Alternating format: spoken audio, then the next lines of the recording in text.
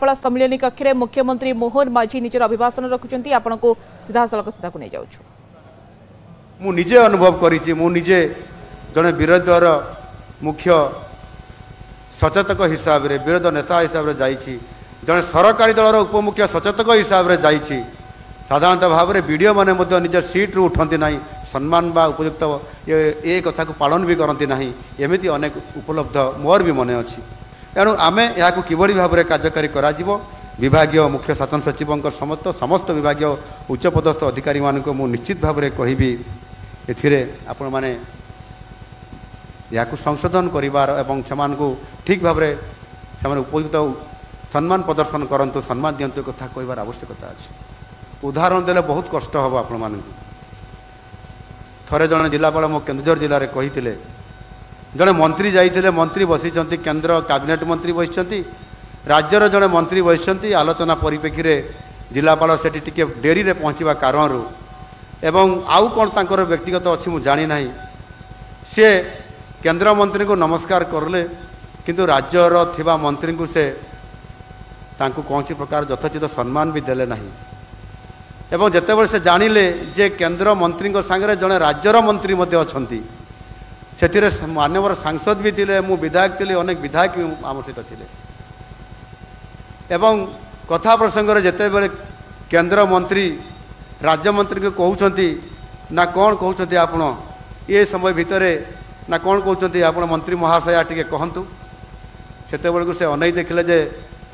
सेठी जड़े मंत्री भी बसि सत्य कि कलेक्टर जानी नथिले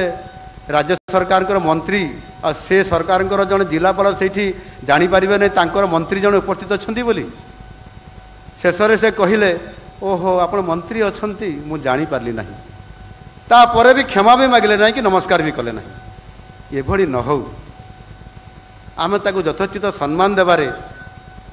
आमर एते कुंठाबोध कहीं बा से प्रकार आमर गर्व कहीं ये न रहा कथा मु आपण मान को अनुरोध करी आपण मानकर कहारी गर्व न थई पारे किंतु आमे ताकू किभली भाव में समाधान करवा ये सूत्र मध्य आम रहिबा दरकार। आपण जानिथिबे सेही मंत्री होउचंते आज दिन में भारत वर्षर प्रथम नागरिक महामहिम आमर राष्ट्रपति श्रीमती द्रौपदी मुर्मू महाशय तो एक कथा कहवा बाहुल्य मते आज एइथिपाई जे आमे एथिरे बुक सर्कुलर 47 आधारित ये काम मध्य आमको यथोचित भाव में करिवार आवश्यकता अछि। मु परिशेष आउ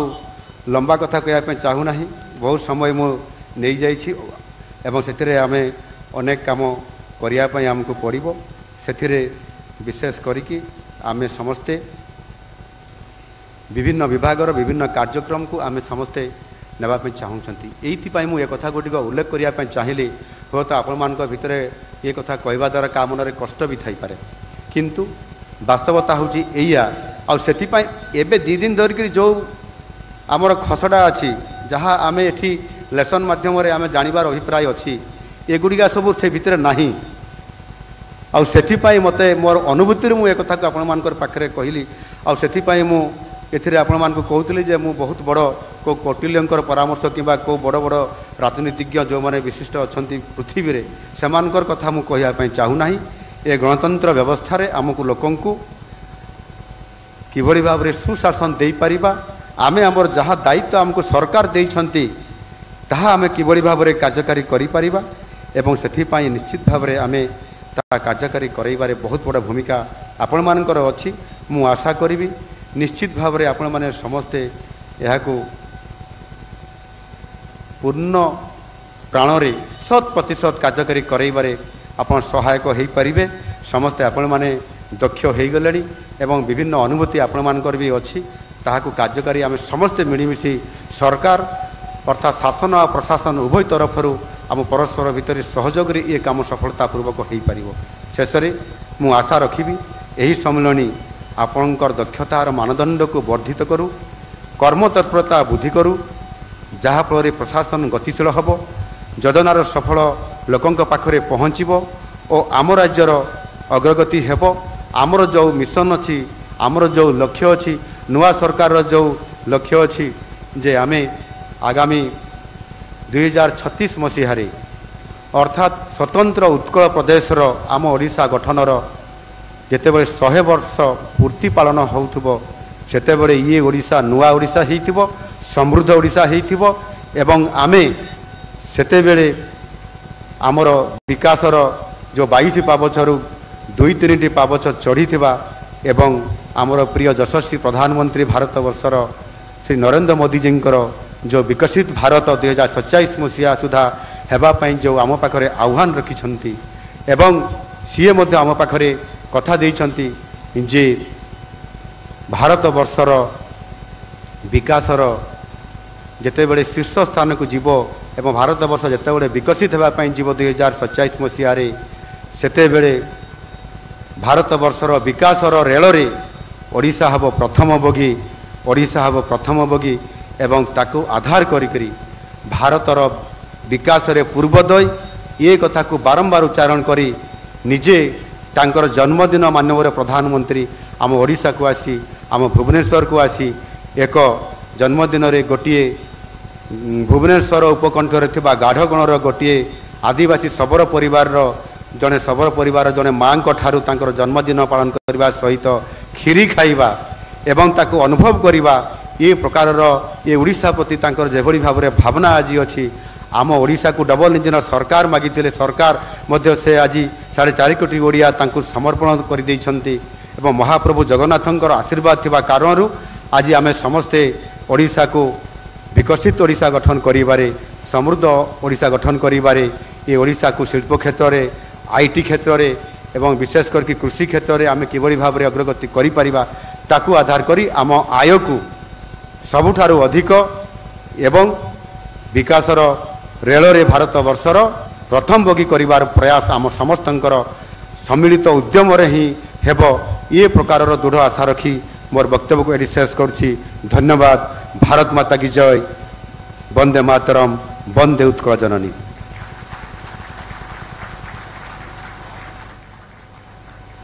आपण शुणुले लोकसभा भवन में 2 दिनिया जिलापाल सम्मेलन आरंभ होइछि एवं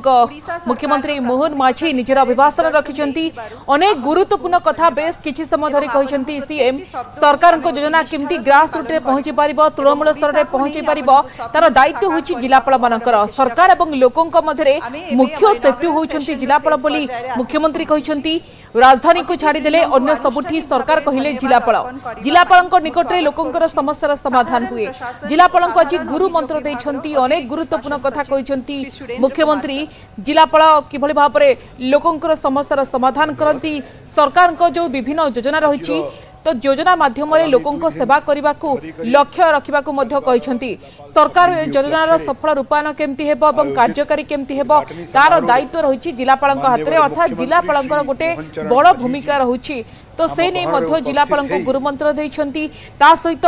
पूर्व सरकार समय जहाँ जहाँ घटना घटी से समय कथा मध्य कहिछंती सीएम कि पूर्व सरकार समय एक केस रे केमती थाना को जाइथिले लोकंक समस्यार समाधान करबा को निजे धारणा रे निजे सीएम मध्य बसिथिले एवं बड़ कथा कि सेतबे थाना रे केमती से आईआईसी तांको कथा सुनि नथिले एवं दुर्व्यवहार करा जाइथिला एवं गेट आउट बोली कहा जाइथिला तांको असम्मान करा जाइथिला से प्रसंग मध्य उठाइछंती एवं निर्वाचन रे मो प्रति दुर्व्यवहार होइथिला अभियोग पई मु जेतबे थाना को जाइथिली किंतु आईआईसी सुनि नथिले बोली मोहन माझी कहिछंती। तो प्रश्न कि कहा चापरे असम्मान कले तो आईआईसी को किंतु मु क्षमा प्राप्त कर देथिली बोली सीएम मध्य कहिसंती। आज निजर अभिभाषण रे एवं थाना रे अधिकारी किपरि व्यवहार करिवे सेही पाठ मध्य सीएम आज पढ़ाइछंती। केवल सेतिकि नहे राज्य रे प्राथमिक शिक्षा विपर्यस्त अवस्था रे अछि। एही अवहेला 2 दशंधि धरि लागि रहिछि। 5T कथा मध्य उठाइछंती। 5T नारे रंगमरा काम चलुथुला भित्तिभूमि विकास को गुरुत्व दिया गला नाही। एथि पई पिला माने जो माने एबे स्कूल ले पढुछंती से माने मिसारा प्रेरणा कोन जानु नाहती बोली सीएम आज निजर अभिभाषण रे कहिछंती। तो मुख्यमंत्री आज जेतबे गुरुत्वपूर्ण कथा कहिछंती एवं किभଳି जिलापालंकर रोल कोन रहउछि, जिलापालंकर भूमिका कोन रहबा दरकार। तो आज रो देखबे कि जो 2 दिनिया सम्मेलन आरंभ होइछि विकास रो रोड मैप नै विस्तृत भाबरे आलोचना होइछि एवं गुरु मंत्र मध्य दैछंती। आपण जानंती जेतबे सरकार को आसबा परे प्रथम थर सब जिलापालन को नेकी बैठक करूछंती राज्य सरकार एवं ए जो बैठक आज एवं आसंता काली 2 दिन धरि चलिबो। विस्तृत भाबरे आलोचना होइछि सरकार को विभिन्न योजना गुड़िकर क्रियान्वयन बाबद में विस्तृत आलोचना सामग्रिक भाव में प्रशासन को किभली लोकाभिमुखी करने सहित धाड़ी में शेष होता व्यक्ति पाखरे उभय केंद्र और राज्य सरकार योजना पहुंची पार अर्थात पूरा शहर ठार आरंभ करके ग्रामांचल उपांत अंचल लोकों पाखरे पहुंची पार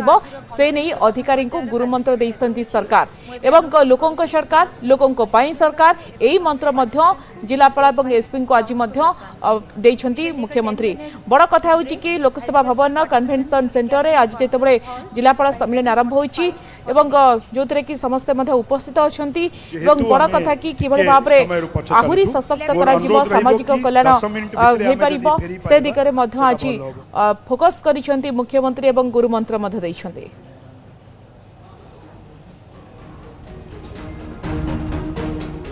तो मुख्यमंत्री जितेबाला एक कथा कहते नुआ सरकार प्रथम थर सबु जिलापाल को नहीं बैठक करिसेंती राज्य सरकार एवं आज आसंता काली 2 दिन धरी बैठक होउची